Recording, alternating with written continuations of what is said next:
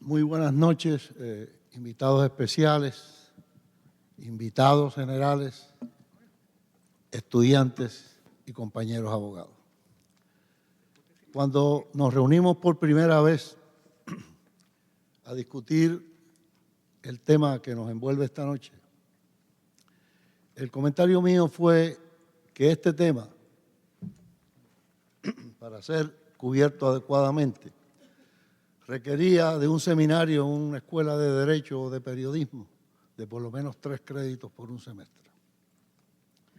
Pero ante el reto que nos han impuesto y ante el deseo de compartir y de participar en un foro de esta naturaleza, les digo que es tan importante los dos derechos que están envueltos, que las dos constituciones, la de los Estados Unidos y la de Puerto Rico, en 5 frases separadas e independientes, tocan ambos temas. La de Puerto Rico, en su artículo 2 específico, en los procesos por delitos graves, tendrá derecho a un juicio que se ventile ante un jurado imparcial compuesto por 12 vecinos del lugar. Como nuestra Constitución es más joven y los pensadores que estaban en la Constitución recogieron que ya se había unido el tema de juicio justo e imparcial, si es por jurado, lo hicieron en una sola oración. La Constitución de los Estados Unidos, más antigua, lo cubre en el artículo 3, sección 2, capítulo 10. Habla del derecho a juicio por jurado, pero no es hasta la enmienda 6ª que específicamente habla del derecho a juicio por jurado y que sea en un juicio justo e imparcial. En cuanto al derecho a la libertad de prensa, por algo la Constitución americana la puso en la primera enmienda. Es significativo que si es en la primera enmienda es por la importancia que tiene ese derecho en la comunidad que se aspira a vivir democráticamente. Puerto Rico tuvo su primera derecho a la expresión libre por medio de la prensa, pero limitada a los españoles en la Constitución de Cádiz de 1810. Pero no pasó una década, sino que el tirano Fernando VII la derogó. La libertad de prensa no le gusta a los tiranos, porque la libertad de prensa es la que permite que los periodistas y la gente que está envuelta en las noticias haga un escrutinio del que gobierna en sus 3 ramas de gobierno. Dice el distinguido juez Tono Negrón García que esto es un choque entre 2 good guys.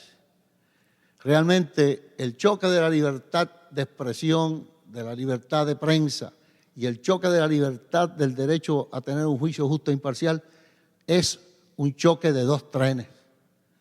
2 trenes poderosos, ambos valiosos, pero todos los heridos en ese choque son los heridos que van en el choque del derecho a un juicio justo e imparcial. Porque la prensa publique algo adverso a un acusado y ese acusado pueda protegerse en algún momento, solamente gracias a los tribunales, siempre va a haber un herido o varios heridos porque la familia está envuelta en esos casos.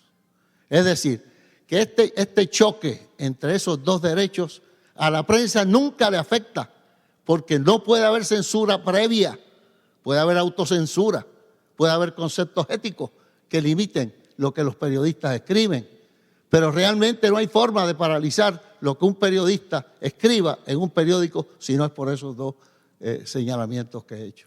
Sin embargo, en cuanto al derecho del acusado, aunque luego el tribunal tome las medidas para proteger los derechos de ese acusado, ya siempre hay daño y el daño ocurre. El caso de Pueblo versus Hernández Mercado le impone el Tribunal Supremo a los jueces de instancia la obligación de proteger los derechos del acusado en vista de eso. Y son así. El tribunal puede posponer el juicio. 2, puede tomar provisiones en la selección del jurado. 3, puede impartir instrucciones específicas al jurado respecto a cómo atender la publicidad. 4, puede secuestrar al jurado. Y finalmente, puede trasladar el caso. Iré ahora analizando, si me da tiempo, las 6 instancias donde el tribunal hace los señalamientos. El caso que más dramático fue en términos de afectarse un juicio por la expresión de unas cámaras de televisión y unos anuncios de televisión que fueron constantes durante un periodo en que había en Puerto Rico, se estaba celebrando o se iba a celebrar un plebiscito sobre el derecho a la fianza. Desgraciadamente ese caso me toca en el alma porque el abogado que representó al acusado fui yo. Me refiero al caso de Pueblo versus Molinari Such. Ese es un caso de un accidente de carro en un lugar muy peligroso, Él es un joven de 19 años y ocurre el accidente y poco después del accidente y muy cercano al plebiscito ocurre este anuncio en televisión que se publicó entre el 19 de octubre y el 4 de noviembre, que fue la elección, y el anuncio decía así: un accidente puede cegarle la vida a cualquiera. Al culpable le esperaría la cárcel. Pero si es amigo de Rosselló, la justicia es diferente. De Fortaleza vienen a sacarlo del lío. El superintendente puede declarar negligente a la víctima. Se olvidan las pruebas de alcohol. Al rico lo protegen sus influencias, al pobre solo tiene sus derechos. Cuidado, al que abusa del poder no se le puede dar más poder. Todas las premisas que hay en ese anuncio iban dirigidas a Molinari. Y todas las premisas que ponían en ese anuncio eran falsas. Como no puede haber censura previa, le escribí una carta a la mano al que estaba a cargo de esas publicaciones y es abogado, y le pido, en carácter de abogado, de conocedor de los derechos constitucionales, tanto del acusado como de ellos, a expresarse libremente. Y la contestación fue en la negativa. Porque el Tribunal Supremo también exige y le pone a los tribunales el deber de velar por los derechos del acusado. También le impone en ese caso el deber al abogado de poner al tribunal en condiciones de que la prueba que se está presentando, ya sea en los periódicos o en la televisión o en la radio, es una prueba adversa, es una prueba que daña y afecta a los derechos del acusado. Es obligación nuestra. Así es que, en vista de la negativa de ese director de campaña, acudo al tribunal y solicito una moción al tribunal que cite al director de campaña, que cite al presidente de ese partido y que comparezcan al tribunal. La presión era tan grande, porque déjeme decirle, hay jueces valientes y hay jueces menos valientes. La presión era tan grande a ese juez, porque daba la impresión de que todo lo que se hiciera por Molinari era para favorecerlo. Y lo único que el muchachito tenía era que vivía cerca de Rosselló. Y entonces el juez no quiso posponer los anuncios, pero tampoco quiso suspender el caso. Y luego, cuando el día que comienza el caso, se le pide la suspensión, ya con la evidencia abrumadora. Le dije que el anuncio televisivo cubría el 80% de la población de Puerto Rico, con peritos que lo probamos en esa vista. Entonces, es el único caso que yo sé en que, comenzado el proceso, el Tribunal Supremo haya suspendido el caso. Y le voy a explicar para que vean cómo fue el voir dire, la selección de ese jurado, cómo fue. Mire, de 8 jurados que habíamos entrevistado, o que había entrevistado, estas eran las contestaciones. Mire, comenzó pues el proceso de desinsaculación del jurado. Sucintamente, a modo ilustrativo, dice el tribunal, Uno de los candidatos expresó que no se sentiría tranquilo si lo juzgara alguien en el estado de ánimo que estaba él. Otro dijo que era mejor que lo juzgara alguien que no fuera él, porque él tenía una idea preconcebida del caso. Otro dijo que al oír si la defensa lo convencía luego del juicio, él absolvería. En términos similares se expresó un candidato quien al oír el anuncio tuvo la idea de que el acusado era culpable y tendría que presentar pruebas que demostraran lo contrario. Por su parte, otro dijo que requería que el acusado probara algo distinto a lo que había escuchado en televisión. No quiso suspender el caso del juez. Fuimos al Tribunal Supremo y el Tribunal Supremo ordenó la paralización de los procedimientos y eso estaba en noviembre, que empezaran en marzo, y en marzo se continuó el caso. Pero es un caso dramático y llamativo porque ahí tienen ustedes una prueba clara que no se podía seleccionar un jurado que estuviera dispuesto a darle un juicio justo e imparcial a ese muchacho. Hay otras medidas que señala el tribunal en el caso de Hernández, que es tomar medidas en la selección del jurado. Pues claro está, están las reglas, las 121, que uno puede sacar un jurado por motivaciones.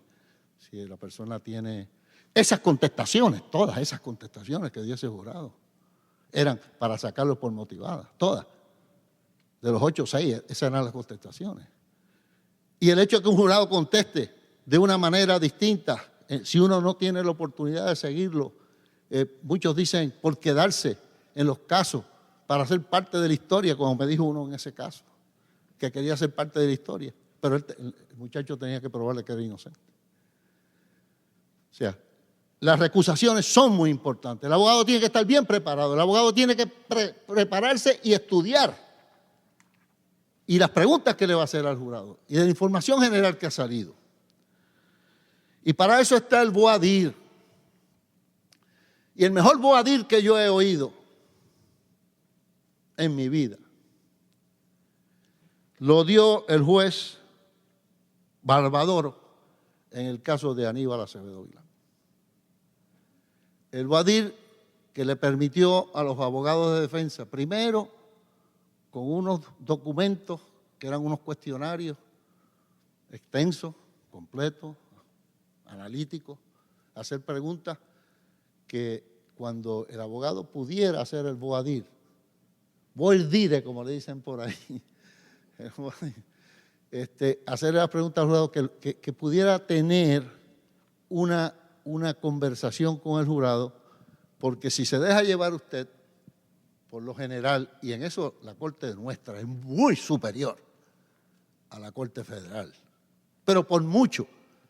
En la Corte Federal, el voir dire lo hace el juez. 3 minutos. Lo hace el juez. Bueno, ya saben. Y en casos donde el voir dire, el tribunal le pidió a las partes que podían hacer un voir dire bien extenso, fue el caso del coronel Meliá, un caso en una comunidad pequeña, pero era un policía de muchos rangos y era un caso de mucha importancia. Lo otro que puede hacer también el tribunal es impartir instrucciones específicas sobre publicidad. Ahí en Pueblo versus Hernández el tribunal dice que es aconsejable que los jueces hagan estas instrucciones especiales, exhaustivas, sobre la responsabilidad del jurado de rendir un veredicto justo e imparcial, apartándose de la prueba, de lo que hayan oído en los periódicos, eliminar eso de sus mentes y juzgar el caso por la prueba que hay.